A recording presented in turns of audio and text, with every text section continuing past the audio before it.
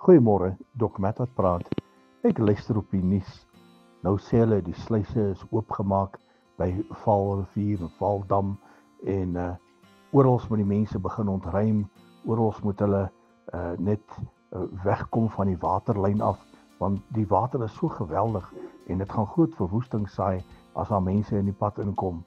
En hierdie massas water word gesien en almal kyk na hierdie massas water.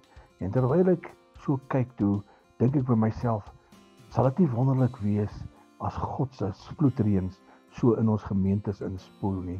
Elke kerk reg oor die land, dat sy volheid sal inspoel en dat dit onkeerbaar sal wees.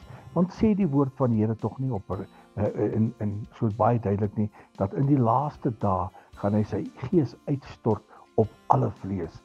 En ons is in die laaste dae en ek kan u verseker dat die gees van God gaan uitgegiet word meer as ooit tevore. So eintlik moet jy self maar gereed kry. As jy sien ons het aanhoudende reën en die reën hou nie op nie en jy sien al hierdie vloedgolwe, weet verseker, die geestelike reën gaan net so wees. Net so gaan ons God se volheid ervaar. Net so gaan ons God se volheid aanskou. My vriend, kry jouself reg. Is nie lank nie, dan gaan die volle vloedreëns kom. Ek is moeg vir druppels. Ek is moeg om net elke keer 'n paar druppeltjies te kry, maar ek verlang na die volle vloedwaters van God se Heilige Gees.